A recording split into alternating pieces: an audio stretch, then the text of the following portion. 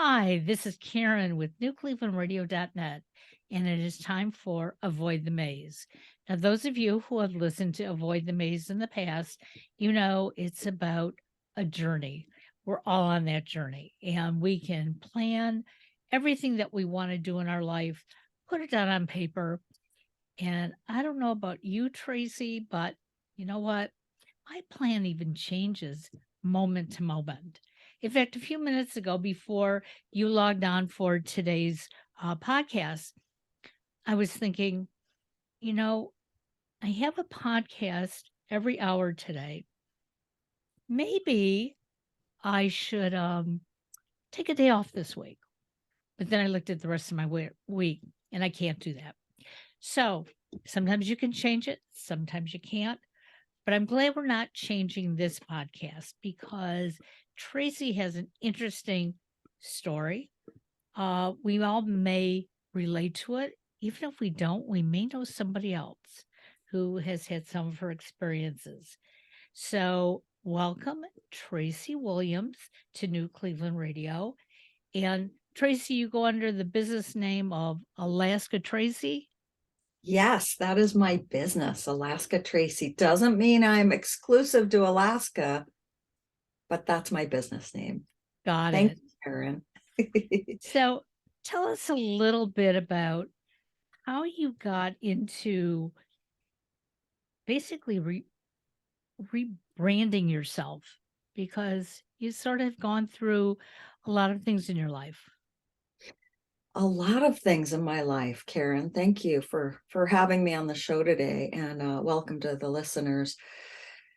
Oh, what a journey. So to wrap it up in a couple minutes, I grew up on Grand Island. I was just telling Karen, near Buffalo and Niagara Falls, and I never felt comfortable in my own skin, and I could not wait to get away from that little tiny town.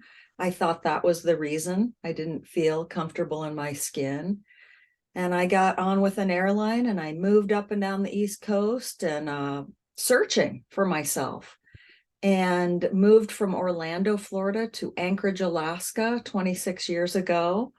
And I crashed and burned and ended up finding sobriety.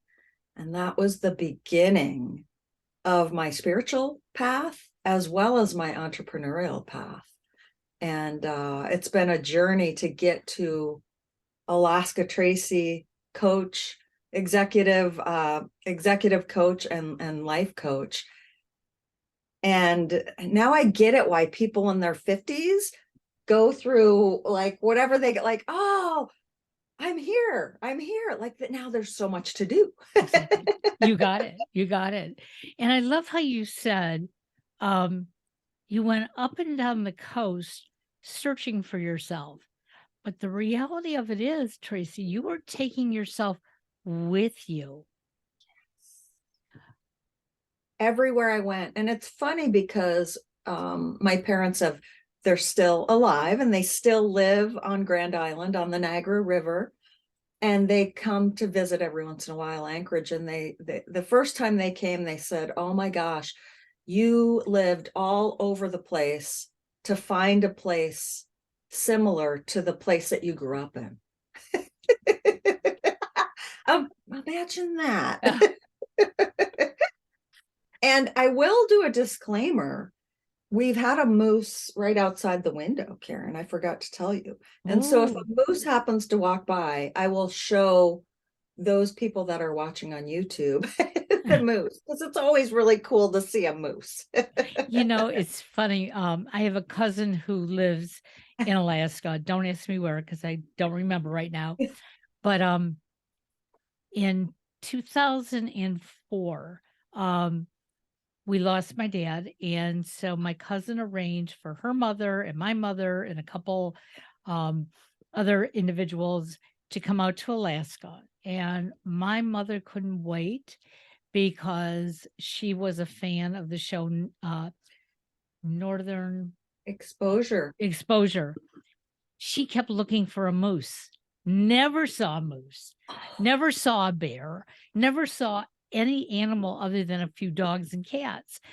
And I remember her return home saying, Well, you should never go to a place like Alaska with your Aunt Leba. And I said, why?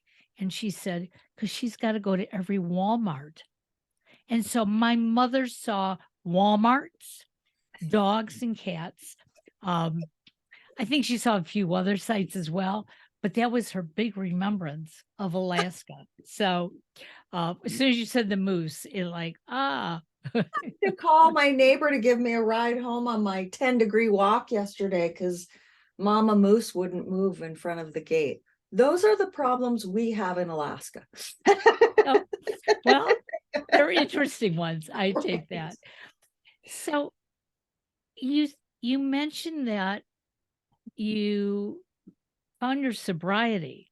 So was alcohol a big part of your life because of business, or was it no?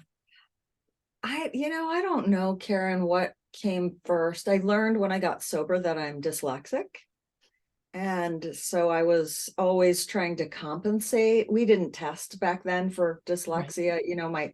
My mother struggled trying to figure out how I couldn't read things. And I mean, she didn't know.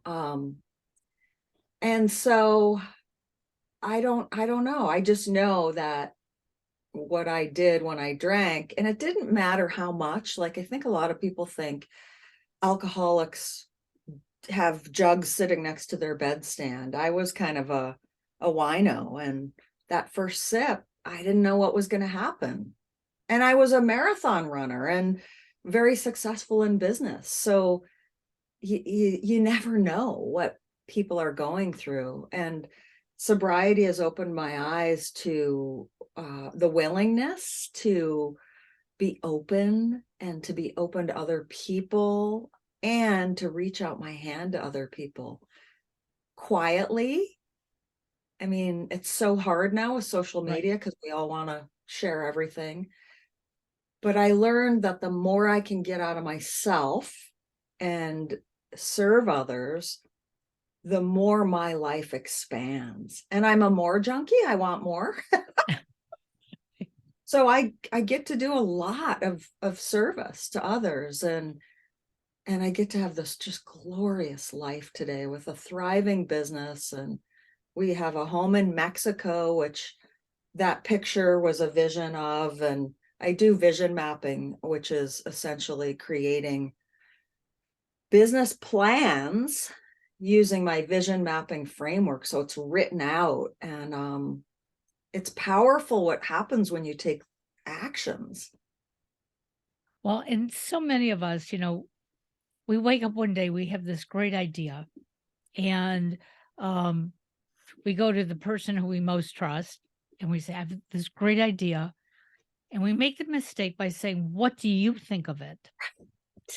And if they think it's great, they're all gung ho with you. And you think, they're going to come on this journey with me.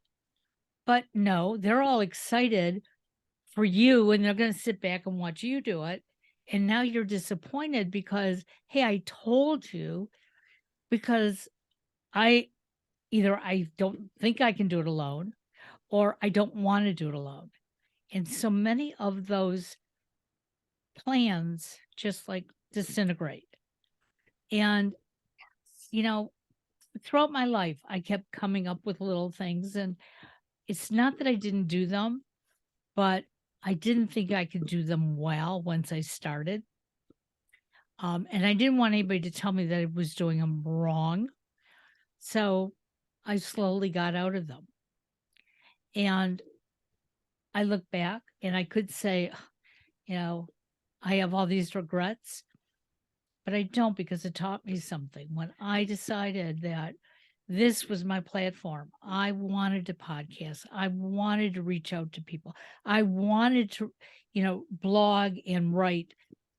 I wasn't going to ask anybody if it was a good thing or not.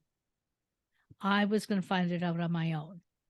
And I'll never forget when my mother was ill and dying, and I was staying with her. One day I said to her, I have to go out in the living room. I have a podcast to do. This was almost 7 years ago. And she just looked around, and my mother was blind and didn't know she was blind. So she thought she was looking at me and saw me there. And she said, "Honey, I just have to ask, are you a famous broadcaster?" Oh, And I thought, yes. What does famous mean? I'm famous for me. I was famous for her. But the smile on her face, it was like, you accomplished something you've always wanted to do. S- So, my suggestion, I don't know what you tell your clients, Tracy, but my suggestion is if you have an idea, um, don't drop it into the dirt and forget about it. right. Right. I love Elizabeth Gilbert. Eat, what is that? Eat, pray. What you know that Yeah. eat, pray. I don't know what it is, but I know the book that she wrote, Magic. It's called Big Magic. And she talks about, and I share this with clients, like how many times we've had a vision of something, of an ocean home with whales in front of it. And we think about it, we wake up thinking about it, we're excited about it. We don't take any actions. And we're scrolling on social media, and our good friend had that same idea and they took actions and they're succeeding at it. And it's like, oh, and in her book, she talks about the vision knocks on our door and it moves on. It moves down the street to the Yep. neighbor, to somebody, hey, I'm here, and I love that analogy. And back to, I keep thinking about what you said about taking time off. And granted, we have to go with the plan, and things come up. And yet, if we don't schedule things, the chances of taking time off, of whatever we really are desiring in life, they won't happen. Exactly. Exactly. Yeah, I started 2 different seminar classes, and I have to do reading for both of them. And I had to put it on my calendar because I knew if I didn't, I'd keep putting it off. Then it would be time for class online, and I would be reading during the class. And I thought, that's not fair to me. It's not fair to the instructor or to the other 10 women who are in the class who are waiting to hear my responses as well. Right. And so I put it on my calendar. And, some mornings I go, yeah, I'm really not going to read today. And that's okay. But most mornings I see it there. It's like, okay, this is my read time. Um, and I've been like that most of my life because if it wasn't written down, that meant that I didn't care about it enough. Exactly. And it'll move down the road. Right. Bye-bye. Exactly. And then if people can add in accountability, not your wife, not your husband, not your best friend, which I hear that all the time. Oh, I have a best friend. Oh, my husband supports me. Oh, my wife. Somebody that, for my experience and the people that I work with, somebody that you're paying money to, a coach, a mentor, whatever you call that person, that holds you accountable, and then ways to measure your success so that you can see if in fact you're moving forward, or if you need to tweak your roadmap, your vision map. I see you Yeah, have a big dog. that's Chansey. That, speaking of accountability, is my number one accountability gal for walking every single day here in Alaska when I'm here. Yeah, she gets me out the door every day, and I thank her most days. I can understand that. So You that's know, my number one accountability partner there. and accountability, I didn't understand it growing up, didn't understand it when I first went to college. It was like, I want to have fun. I just want this all to happen without me having to do as much as I have to do. Um, I have realized that my youngest son, when he lived at home, accountability, he had accountability at work, Mhm. not at home. And I think the reason being is that we sort of gave in too much when he was younger. So as he got older and was still living at home, it was hard to tell, a young adult, like, pick up your clothes or go to the store for me or whatever. But since the day he moved in December, he is extremely accountable and he will call and thank me for reminding him that there's nothing wrong with having a sticky note telling you what to do. There's nothing wrong with saying to somebody else, you know, I need your assistance on this. Uh, he, I mean, he's grown tremendously, but all the years that he lived at home, he always complained, I don't need a sticky note. I don't need to have a calendar. Um, I don't need to make that phone call. You can do it for me. And he needed something the other day. And I said, well, do you want me to make the phone call for you? He goes, no, I'm just talking out loud. And I think we have to give ourselves credit that some of our habits, and at least our good habits, are being noticed and other people are adapting them as well. Yes, exactly. And as a business owner and a successful business owner, people and a podcaster Yeah. and what like people are watching, people are watching and we never know who's watching. Oh, exactly. Yeah. Exactly. Yes. So tell me a little bit about the business because you do business coaching and personal coaching.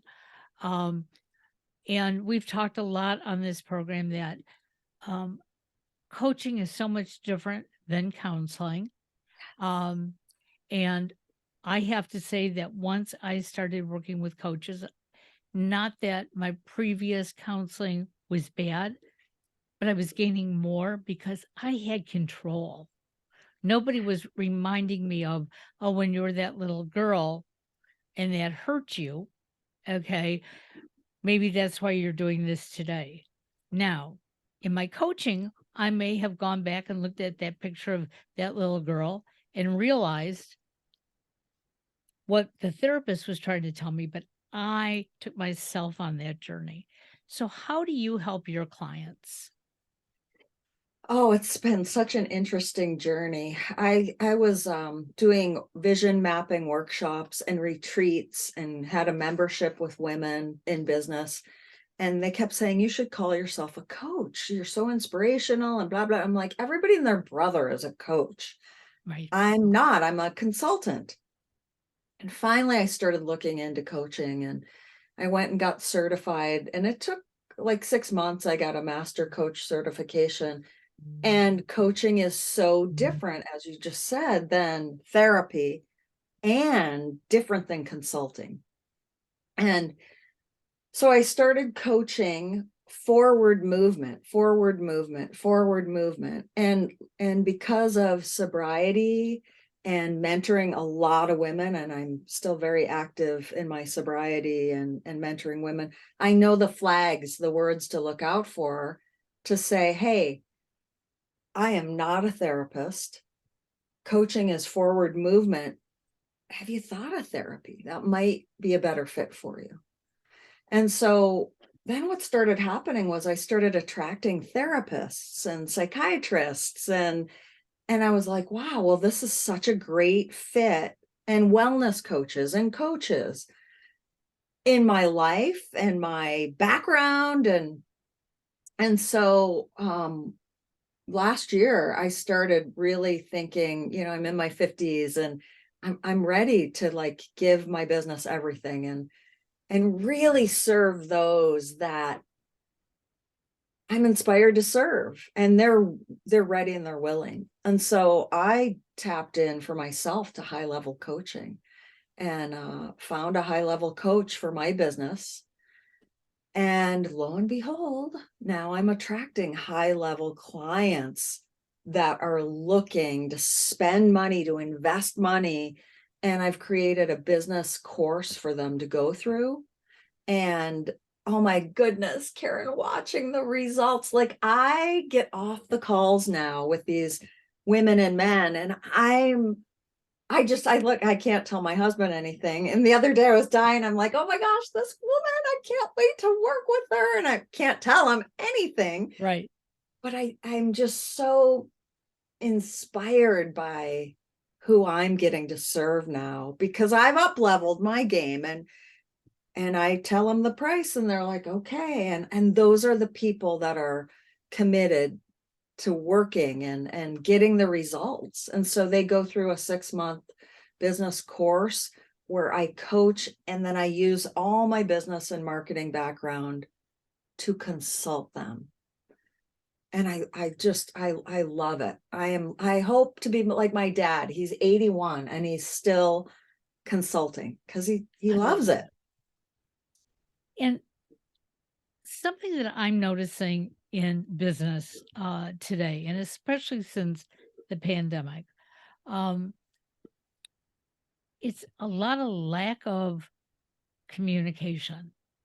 And, during the pandemic, yes, we were home, we were working on our computers, we were doing Zoom calls.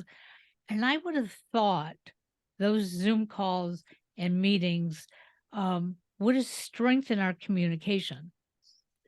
And instead, it has weakened it. And I was talking to somebody the other day, and they said to me, the hardest thing I have is that I send out memos to the people where I need information from to do my job. I'm not asking them to do my job, but I need your information so I can do my job. And I send out the memos on Monday, and then I sit for a week waiting and waiting for people to respond. And then maybe I get a response, but I can't do anything with it because I don't have all the other pieces. And their fear was everybody was going to think that they weren't doing their job. And I said, you need to communicate that with everybody. You have to tell them what your job is. You have to ask them what they think their job is, because they may have 10 other responsibilities. They may think you're on the bottom of the totem pole. And they looked at me and said, well, I never thought that I should do that. And I said, but your job depends on them. So just let them know, not in a mean way, not demanding of them, but you all want this to happen, and I can't make it happen without your support. How can we do that together? And this person looked at me and she said, did you learn that in coaching? And I said, I'm not a coach. I'm an advocate for coaches.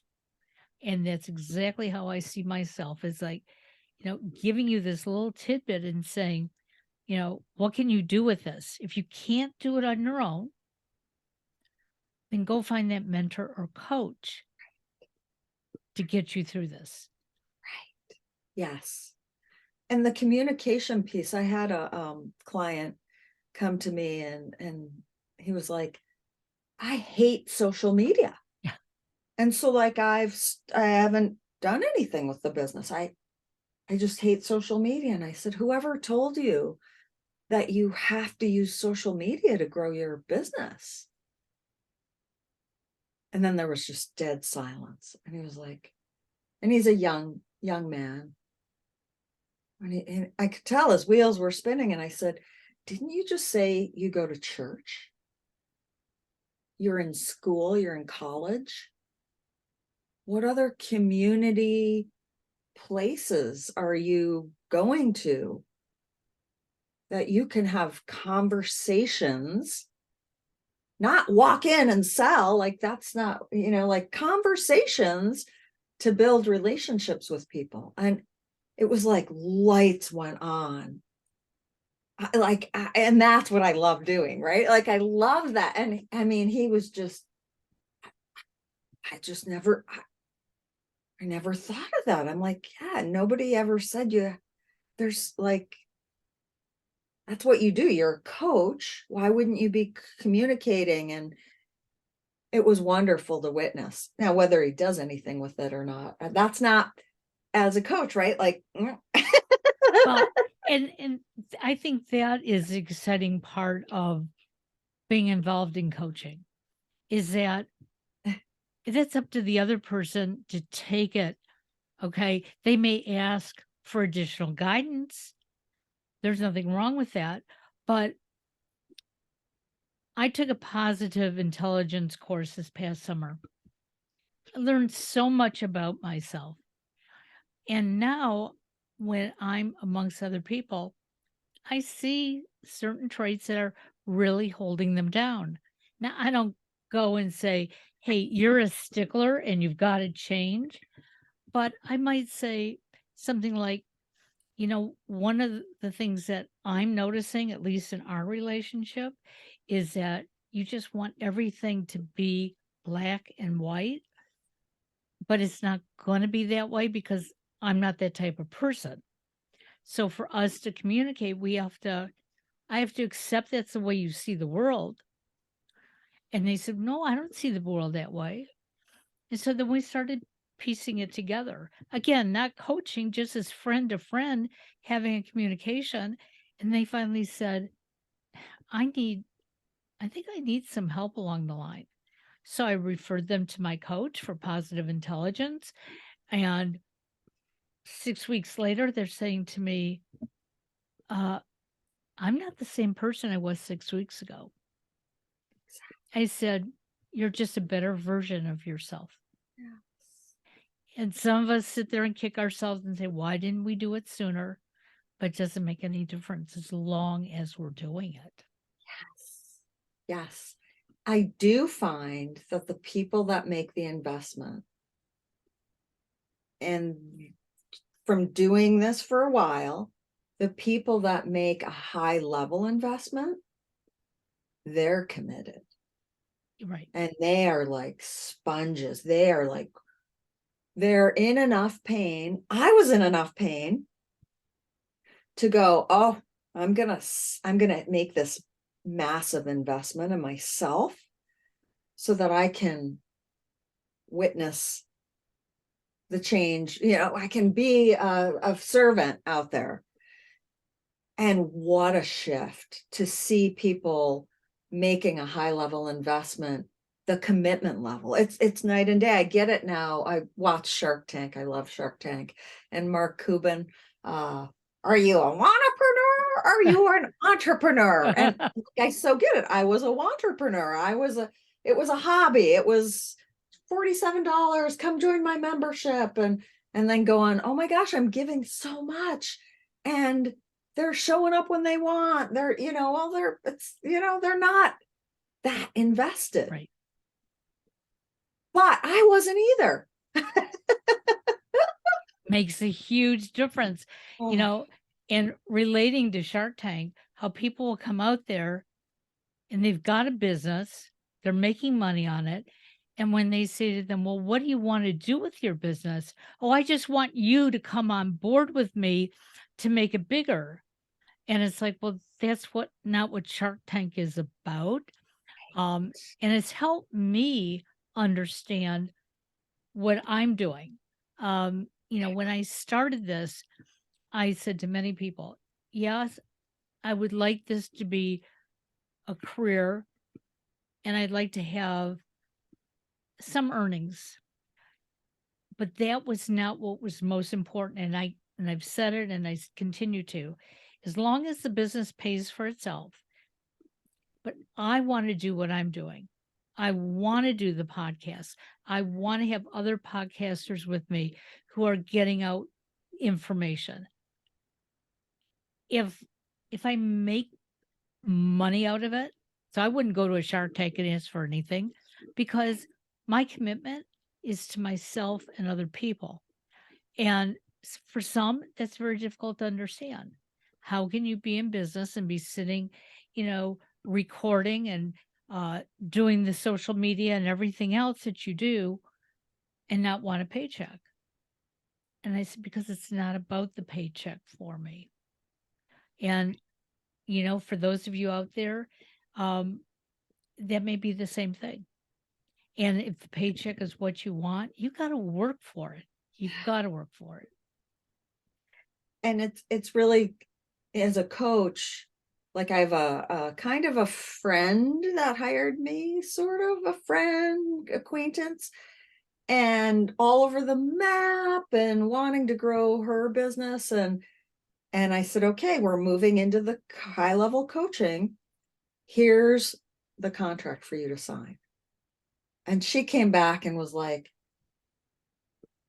wow, you're so specific on what you're gonna do, what you're not gonna, when I can contact you, how did you come up with that? And I said, because I'm doing high level coaching and I signed a contract. And she was like, can I cut and paste? And I said, absolutely, you can cut and paste and put in your own wording and according to your business. She's like, I want that. Like if I miss an appointment, I'm like, yep, gone. Like if you don't give me 24, yeah. And she was like, and it's like so uncomfortable in the beginning to be that. And if you're looking to grow a successful, prosperous business and you're willy-nilly and you're, oh, it's an hour appointment, but we went 2 hours. Good luck. If you Well, want structure and that doesn't mean that I'm not going to be on a call with her. And if I have time, I'm good, and I have gone over with clients. And yet it's very specific in the contract well, what I'm yeah. available to do and not. And she said, so no more texting, right? I said, no more texting, email. And I will respond within 24 hours unless I'm traveling, and then I'll get back to you. And she was like, oh my gosh, what a difference this could make in my business. Like she was lit up by the end of the call. Well, and I just went through that with one of my podcasters slash friend, who's also a coach. And we identified that there was an area in my life that I really needed to work on. I said I needed to, she did not. Yes. And we had a conversation about, do I feel comfortable going to her? Well, I tell her everything anyway. So yeah. Um, but she too sent me this contract, and I was so glad that she was as specific because that's what I needed. I needed to know that every Thursday at 1 o'clock, I have an hour that belongs to me and her, nobody else. And, um, you know, she knows my schedule sometimes needs to be flexible. So does hers. And we Yes. talked about that. And as we were planning it out, at first I said, no, why don't we wait till mid-April? And she said, Karen, something else is going to come up too. So let's just be honest with each other. We're going to do this. But if we can't, either one of us, we will give each other 48 hours notice. She said, how does that work for you? I said, absolutely perfect. And the more I thought about it, when I've gone to therapists, if I just don't feel like going, I pick up the phone and say, I'm not available on Thursday, and they'll say, oh, you can come next Thursday? Oh, sure. And maybe I went the following Thursday. But I didn't give it the commitment. And I know this is 6 weeks with her. She said, we may find we need more. She said, I don't think we'll need less. And I said, you know what? That's okay. Because this is about my future. Yes. And I've been carrying a backpack around for way too long. And so I'm at the age where I don't want to carry that much. Exactly, me neither. And a lot of the therapists I work with, they tell me about the insurance and Oh, this and that, and I'm like, have you, and some of them will say, I've thought of like coaching, and I'm like, have you seen what coaches, first of all, can make for a living compared to therapists, and that you don't have to deal with insurance. right. Exactly.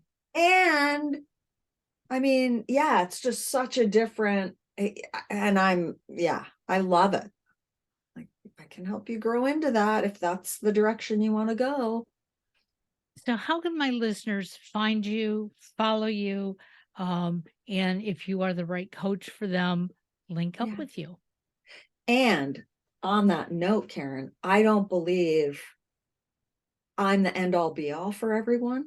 And I have a massive following and network with my coaching. I can find you the right person if we're Perfect. not the right fit. I have no problem. Like we've talked about, right? Yep. I'm in my 50s. I don't have time, and neither do you. So if I'm not the right fit, I will find you the right fit or Perfect. send you a Perfect. couple names. They can find me Alaska spelled out, Tracy, Tracy. I am all over the web. I had a social media business for a while. You can also go alaskatracy.com. And I also do free master classes at least once or twice a month, because you don't know me from Adam. So come to one of my free master classes and get to know me, see who I am. Sounds wonderful. Or reach out and I'll send you some freebies. I have a lot of free tools that you can check out and see, it's one step closer to learning who I am. I would love the Wonderful. opportunity. Yeah. And it'll all be in the show notes. So there's no excuse when if you've been listening to this that I didn't catch any of that, that's okay. It's in the show notes.